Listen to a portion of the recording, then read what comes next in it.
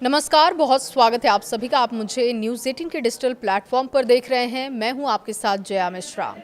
बांग्लादेश आज हिंसा और कट्टरपंथ की आग में झुलस रहा है। मोहम्मद यूनिस की एक गलती की सजा अब बांग्लादेश भुगत रहा है। चाहे वो हिंदू हो या मुसलमान हो, हर कोई हिंसा की आग में जल रहा है।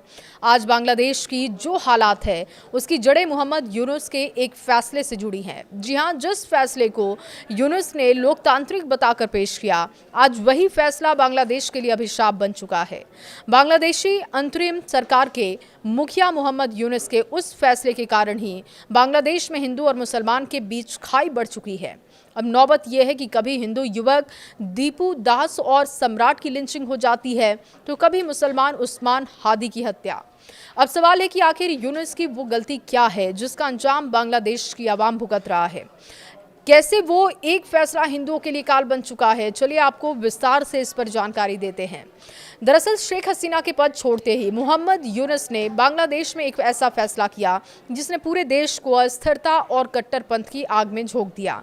वो फैसला था जमाते इस्लामी से बैन हटाना। जी हां, नोबेल विजेता मोहम्मद यूनुस की आंतरिक सरकार ने शेख हसीना के देश छोड़ते ही जमाते इस्लामी पर लगा प्रतिबंध भी हटा दिया था। इसे ही अब बांग्लादेश की मौजूदा दुर्दशा और हिंदू समुदाय पर बढ़ते अत्याचार को मुख्य कारण बताया जा रहा है।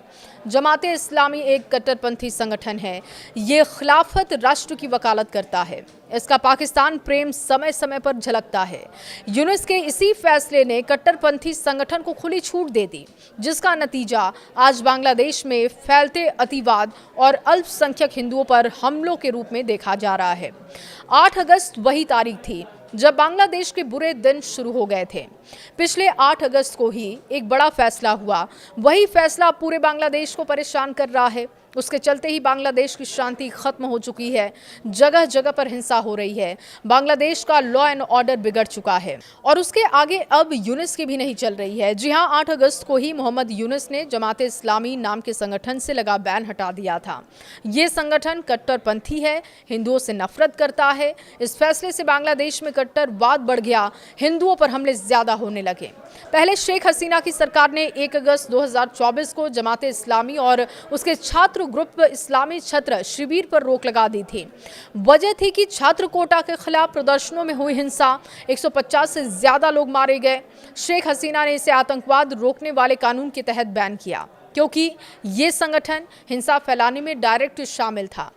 लेकिन 5 अगस्त 2024 को शेख हसीना ने इस्तीफा दिया, भारत चली आई। इसके बाद इस कट्टरपंथी संगठन के अच्छे दिन शुरू हो गए।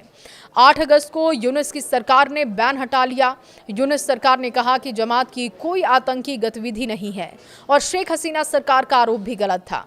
पर सच तो ये है कि जमात कट्टर इस्लामी संगठन है जो बांग्लादेश को शरिया कानून वाला देश बनाना चाहता है। इसका एक छात्र ग्रुप शिविर नाम से जाना जाता है, बहुत हिंसक है, जो दुश्मनों की हत्या करता है, धार्मिक झगड़े भड़काता है, झूठी खबरें फैलाता है। ये संगठन हिंदुओं से नफरत करता है, दूसरे कट्टर ग्रुपों से जुड़ा है। साल 2013 की बात करें, युद्ध अपराध के फैसले के बाद इसके लोगों ने 50 से ज्यादा हिंदू मंदिर तोड़े, 1500 से ज्यादा हिंदू घरों और दुकानों को आग के हवाले किया। मोहम्मद यूनुस के इसी फैसले से जमात को फिर से ताकत मिली। बैन हटने के बाद उन्होंने ढाका में बड़ी बड़ी रैलियां की, कट्टरवाद को फैलाया। यूनुस की सरकार आने के बाद देश में कट्टर ग्रुप मजबूत हो गया, जिससे कि अर्थव्यवस्था, सुरक्षा और लोगों के बीच एकता खराब हो गई। सबसे ज्यादा नुकसान हिंदुओं का हुआ। 2024 की हिंसा में 4 से 20 अगस्त तक 2010 हमले हुए, 1705 परिवार प्रभावित हुए, 157 घर दुकानें लूटी गईं और उनको जला दिया गया और 152 मंदिरों को नुकसान पहुंचाया गया। हिंदुओं की हत्याओं में जमात का कट्टरवाद साफ दिखता है। जहां राजनीति के नाम पर सांप्रदायिक हमले होते हैं, इस जमात के कारण ही बांग्लादेश में हिंदुओं के खिलाफ अत्याचार भी बढ़े। अभी बीते कुछ समय से जो हालात बने हैं उसके पीछे भी जमात है। दीपू दास की हत्या भी जमात की भीड़ ने की। बहरहाल, मोहम्मद यूनुस का जमात इस्लामी से प्रतिबंध हटाने का फैसला आज बांग्लादेश के लिए भारी पड़ता दिख रहा है। जिस संगठन को शेख हसीना ने देश और समाज की सुरक्षा के लिए बैन किया था, उसी को खुली छूट देकर कट्टरपंथ को फिर से जिंदा कर दिया गया और इसका सबसे दर्दनाक असर बांग्लादेश के हिंदुओं पर दिख रहा है, जिनके लिए ये फैसला किसी काल से कम साबित नहीं हुआ।